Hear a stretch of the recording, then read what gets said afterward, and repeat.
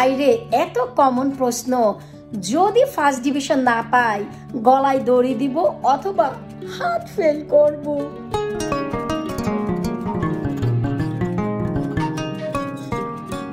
Hello everyone, আসসালামু আলাইকুম। কাছে দূরে যে যেখান থেকে আমার এই ভিডিওটি দেখছেন আপনাদের সবাইকে ওয়েলকাম জানাচ্ছি Labani kitchen cooking and gardening এ। আশা করি আপনারা সবাই ভালো আছেন।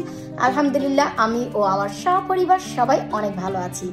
আজ ক্যামেরায় এসেছি আপনাদের অনেক অনেক অনেক প্রশ্নের উত্তর দেওয়ার জন্য।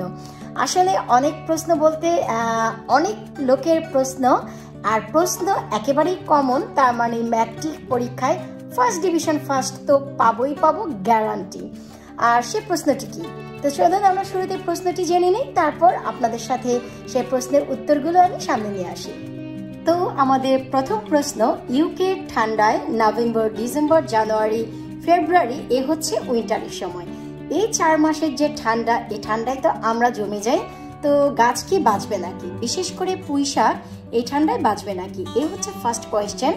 সেকেন্ড কোয়েশ্চেন একজন করেছে, আর তা আর কেউ নয়, এই হচ্ছে আপনাদের অনেক অনেক অনেক অধিক পরিচিত JF দিশা ব্লগের দিশা আপু।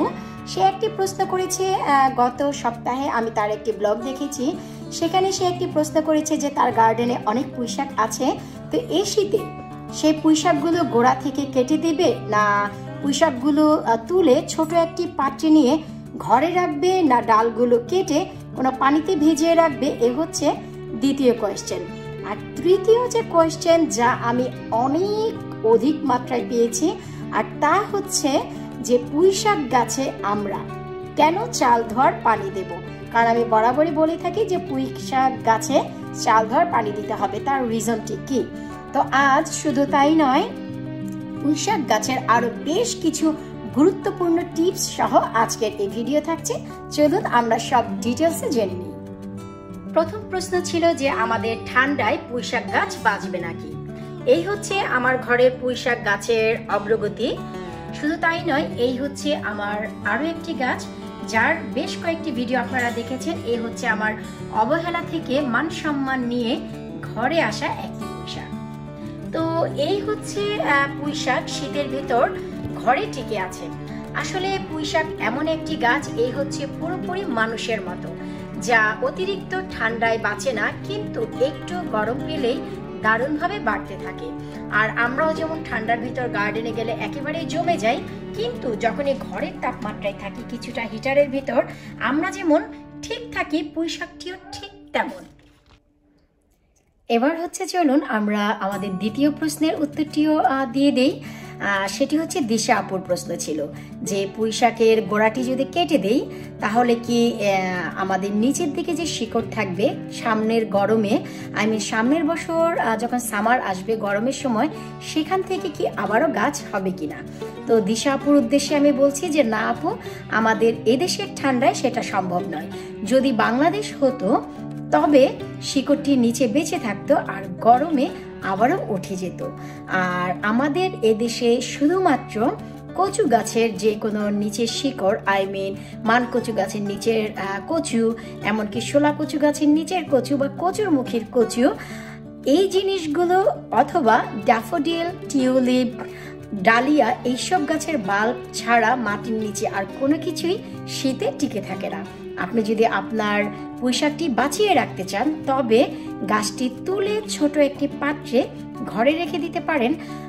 ঘরের যে তাপমাত্রা আমরা যেভাবে টিকে থাকি, আপনার গাছটিও ঠিক একইভাবে টিকে থাকবে। শুধু আপনাকে একটু যত্ন দিতে হবে আর পরিমাণে গাছটি কেটে ছোট রাখতে হবে, না হয়তো ঘরের ভিতরে আপনাকে মাচা বানিয়ে ফেলতে হবে।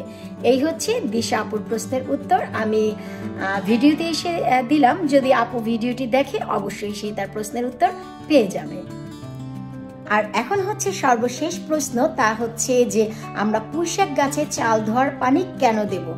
ভাইরে এত কমন প্রশ্ন, যদি ফার্স্ট ডিভিশন না পাই গলায় দড়ি দিব অথবা হার্ট ফেল করব। আসলে তাই নয়। আমরা চাল ধোয়ার পানি কেন দিই? সেটা হচ্ছে যে পুঁই শাক গাছে চাল ধোয়ার পানি মোস্ট ইম্পর্টেন্ট এর জন্য গাছের শিকড়টিকে মজবুত রাখা এবং গাছটিকে স্ট্রং রাখা, গাছটিকে মোটা তাজা করা এবং গাছের কালারটি সুরক্ষিত ধরে রাখা। যারা বাংলাদেশে ফলন করে স্বভাবতই তারা অনেক ধরনের সার ব্যবহার করে থাকে, যেমন কি পুঁইশাক গাছের জন্য গোড়াটি মজবুত করার জন্য, এবং এই যে দেখুন গাছের যে ডগা কত মোটা মোটা এবং সতেজ, এই সতেজকরণ করার জন্য দেশে আমাদের নাইট্রোজেন জাতীয় সার ব্যবহার করে, যা হচ্ছে ইউরিয়া সার অথবা যে কোনো ধরনের ভার্মি কম্পোস্ট, যা দিলে গাছের গোড়া একেবারে শক্ত হয় এবং সতেজ হয়।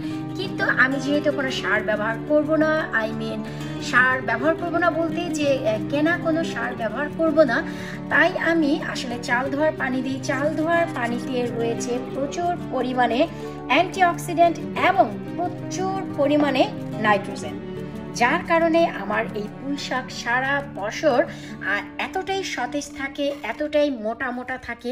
আশা করি আপনারা দেখতেই পাচ্ছেন যে আমার গাছের যে মূল গোড়াটি একেবারেই সবুজ সতেজ এবং কতটা মোটা আছে তা আপনারা একটু লক্ষ্য করলেই বুঝতে পারবেন। শুধু তাই নয়, এ পটে আমার যে 4টি গাছ রয়েছে, এই যে দেখুন আমি একটু দেখাচ্ছি, এই হচ্ছে একটি গাছ, এই হচ্ছে আরো একটি গাছ, আবার এই যে আরো একটি গাছ, আর এই যে এই পাশে আরো একটি গাছ। এই যে দেখুন আমি একটু আপনাদের দেখানোর চেষ্টা করছি, এই যে 1টি 2টি 3টি 4টি গাছে কিন্তু দারুণভাবে সফলতা দিচ্ছে।